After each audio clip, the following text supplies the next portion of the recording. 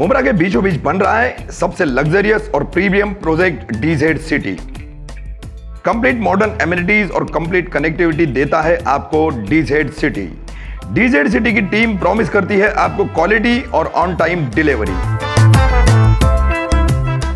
DZ City के बारे में ज्यादा जानकारी के लिए दिए गए कॉन्टैक्ट नंबरों पर कॉल करें। सुप्रीम कोर्ट ने फ्लोर टेस्ट रोकने से किया इनकार। महाविकास आघाड़ी सरकार और महाराष्ट्र के मुख्यमंत्री उद्धव ठाकरे ने दिया इस्तीफा।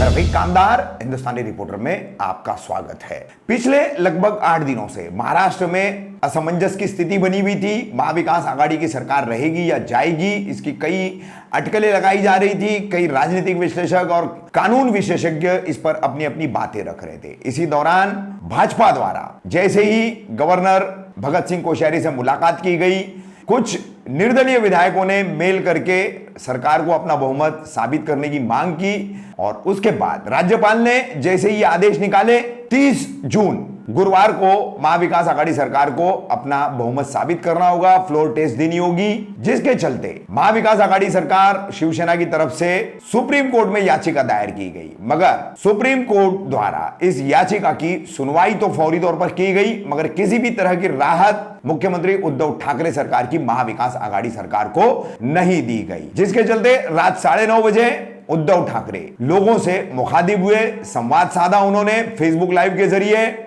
क्या क्या उन्होंने क्या किया आज तक इस 2.5 साल के कार्यकाल में और शिवसेना के गद्दारों के लिए उन्होंने क्या कहा, वो पूरा इस फेसबुक लाइव में उसका कुछ संक्षिप्त हिस्सा हम आपको दिखाएंगे यहां पर। अब आपको बता दें कि मुख्यमंत्री उद्धव ठाकरे के इस्तीफे के बाद उन्होंने साथ में यह भी घोषणा की है कि वो अपने विधायक पद से भी इस्तीफा दे रहे हैं। तो अब स्थिति क्या बनेगी? स्थिति यह बनेगी क्योंकि एकनाथ शिंदे और उनके तमाम साथी बागी विधायक, इनका दावा था कि हम शिवसेना में ही हैं, हम शिवसैनिक ही हैं।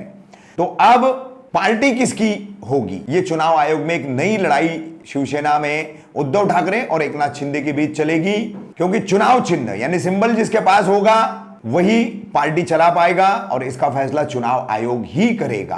बहरहाल महाविकास आघाड़ी सरकार जा चुकी है, अब यह साफ हो चुका है। देखते हैं महाराष्ट्र में अब सत्ता का नया खेला क्या होता है। देवेंद्र फडणवीस विपक्ष नेता है फिलहाल। अब भाजपा के 106 107 के आंकड़े को लेकर, निर्दलीयों को लेकर और इन बागियों को लेकर वो कैसा सत्ता का गणित बिठाते हैं, किस तरीके का समीकरण लगाते हैं, क्योंकि शिवसेना से बगावत करके एकनाथ शिंदे गुट इस सत्ता को कैसे समर्थन देगा, यह भी एक बहुत बड़ा कानूनी पेच है और इस पर आगे चल करके क्या कानूनी दांव पे चलेंगे उस पर भी नई सरकार का भविष्य काफी कुछ निर्भर करता है। वहीं फ्लोर टेस्ट के लिए जैसे ही सरकार सुप्रीम कोर्ट पहुंची है तो फौरन ही सारा गणित जो है अब खुल करके सामने आ रहा है। गुवाहाटी में अपने बागी विधायकों के साथ बैठे एकनाथ शिंदे ये फौरन गोवा के लिए निकले हैं। जाने से पहले उन्होंने गुवाहाटी में कामाख्या देवी का दर्शन लिया, उस दौरान मीडिया से बात की। क्या बात की वो भी हम आपको दिखाएंगे इसमें। अब सबकी नजरें एकनाथ शिंदे गुट पर टिकी हुई है कि एंटी डिफेक्शन लॉ यानी दल बदल कानून से बचते हुए किस तरीके से ये भाजपा की सरकार बनाएंगे, खुद को शिवसेना में होने का दावा कायम रखते हुए, खुद को शिवसैनिक बना करके रखते हुए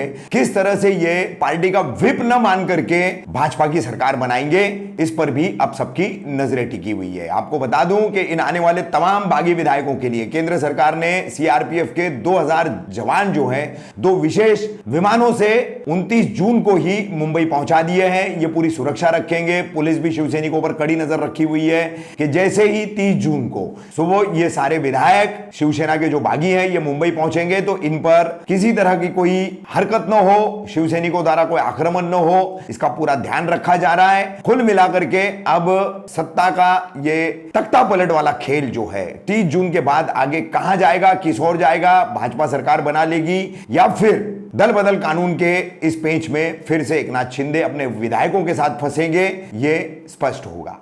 सरकार म्हणून काय केलं तर सुरुवातच आपण छत्रपती शिवरायाच्या रायगडला निधी देऊन ते जे काही काम आहे ते पुढे चालू ठेवण्यासाठी म्हणून एक सुरुवात केली। हा एक योगायोग होता।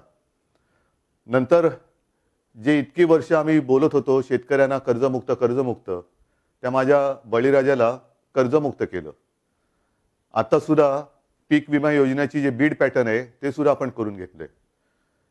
या सगळ्या गोष्टी मी तुम्हाला का सांगतोय की साधारणतः या सगळ्या धबडग्यामध्ये आपण विसरणारे तर तसे नाहीच आहात, पण थोड्याशा गोष्टी बाजूला पडतात.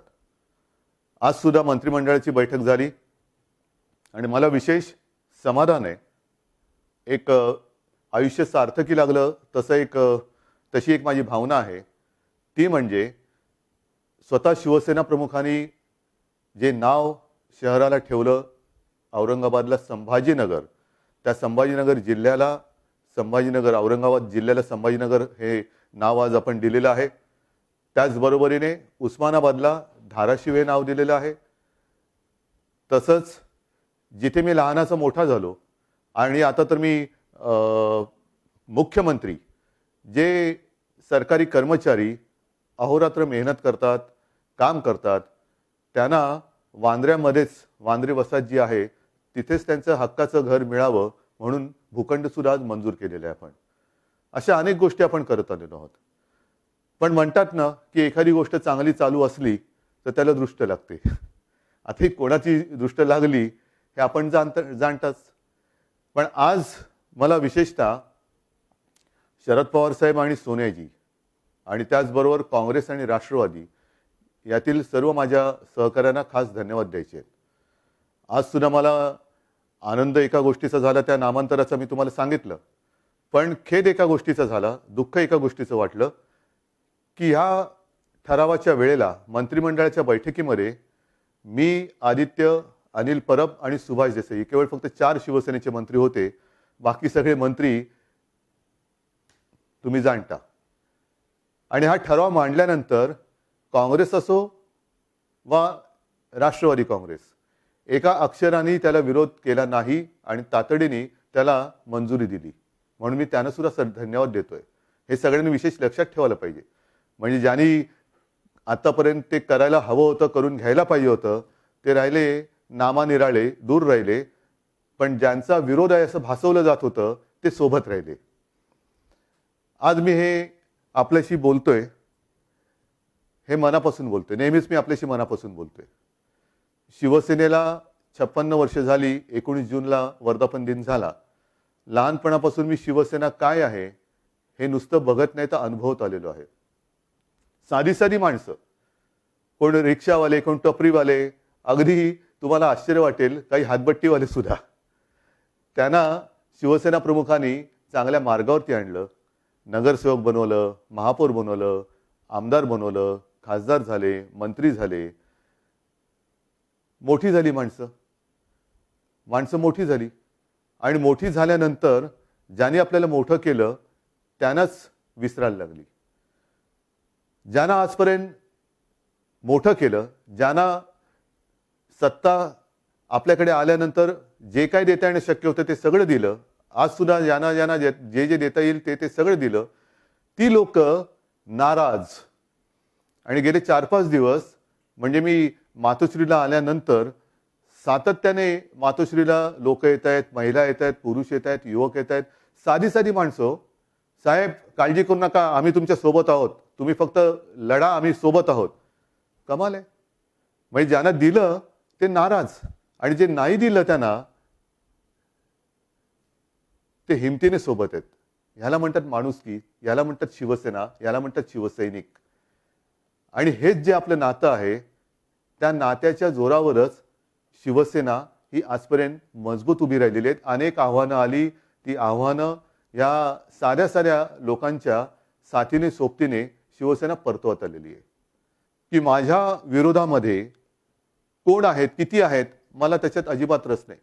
पण माझ्या विरोधात एक जरी माझा माणूस उभा राहिला तरी ते मला लज्जास्पद आहे. ठीक आहे, तुमची इच्छा ही प्रमाण. कारण का तुमच्याकडे म्हणजे तुम्ही आता ज्यांच्यासोबत जाणार आहात ते सगळे एकत्र झालं तर कदाचित उद्या बहुमत सिद्ध कराल. मला तो खेळच खेळायचा नाहीये. मला प्रामाणिकपणाने असं वाटतं की ज्यांना शिवसेनेने राजकीय जन्म दिला, शिवसेना प्रमुखांनी मोठं केलं, साध्या साध्या शिवसैनिकांनी त्यांना मोठं केलं, त्या शिवसेना प्रमुखांच्या पुत्राला मुख्यमंत्री पदावरून खाली खेचण्याचं पुण्य यांच्या पदरात जर पडत असेल तर ते पुण्य त्यांच्या पदरात पडू द्या. मग त्यांच्या पदरात पुण्य पडत असेल तर यांच्यावरती विश्वास ठेवला, हे पाप माझं आहे, हे पाप माझं आहे. आणि ते पाप, त्या पापाची फळं ही अशी भोगावी लागत असतील तर त्याच्यात त्यांचा काय दोष आहे. पण उद्या ते अभिमानाने सांगतील की बघा, शिवसेना प्रमुखाने आम्हाला इथपर्यंत आणलं, पण आम्ही शिवसेना प्रमुखांच्या पुत्राला खाली उतरवला की नाही, हे पुण्य घेऊन ते छाती पुढे काढून गावागावात फिरतील. हा त्यांचा आनंद आहे, तो आपण हिसकावून घेऊ शकत नाही आणि हिसकावून घेऊ नये. ठीक आहे, अशा गोष्टी होत असतात, अशा गोष्टी जात असतात. मला मुख्यमंत्रीपद सोडण्याची खंत अजिबात नाहीये, कारण मुळामध्ये माझी तशी इच्छा होती नव्हती हे तुम्हाला माहिती आहे. तुम्ही चांगलं ठाकरे कुटुंबियांना चांगलं ओळखता. आम्ही कुठेही हापापले होऊन जात नाही. आम्ही जे काय करतो ते साध्या साध्या शिवसैनिकासाठी, मराठी माणसासाठी आणि होय हिंदूंसाठी आम्ही करतो. मग उगाच गोळ्याच्या ढेपेला मुंगळा चिकटून बसतो तसं चिकटून बसणारा मी नाही. मी गेल्या बुधवारीच आपल्याला सगळ्यांना सांगून वर्षा हे निवासस्थान, शासकीय निवासस्थान सोडलं, मातोश्री, माझ्या मातोश्रीमध्ये आलो, आपल्या मातोश्रीमध्ये आलो. आज मी आपल्या सगळ्यांच्या समोर मुख्यमंत्री पदाचा देखील त्याग करत आहे. आजपर्यंत आपण सगळ्यांनी खूप प्रेम दिलं, खूप आशीर्वाद दिले. ठीक आहे, मी काही घाबरणारा नाही, मी डरणारा नाही. पण त्याच बरोबरीने कारण नसताना उद्या जे काही बंदोबस्तामध्ये शिवसैनिकाचं रक्त सांडेल, त्या पापाचे धनी जे असतील त्यांना होऊ द्या, मी नाही होणार. म्हणून मी शिवसैनिकांना सुद्धा सांगतोय की उद्या अजिबात मध्ये येऊ देऊ नका. त्यांचा आनंद त्यांना लुटू द्या, त्यांचा गुलाल, त्यांचे त्या शिवसेनेला सत्तेवरून खाली खेचलं, शिवसेना प्रमुखांच्या मुलाला मुख्यमंत्री पदावरून उतरवलं, त्याचे पेढे त्यांना खाऊ द्या आणि त्यांना ज्यांना वाटायचे त्यांना वाटू द्या. तो गोडवा त्यांना लख लाभो. मला तुमच्या प्रेमाचा गोडवा पाहिजे, मला तुमच्या आशीर्वादाचा गोडवा पाहिजे. हा कोणी हिरावून नाही घेऊ शकत.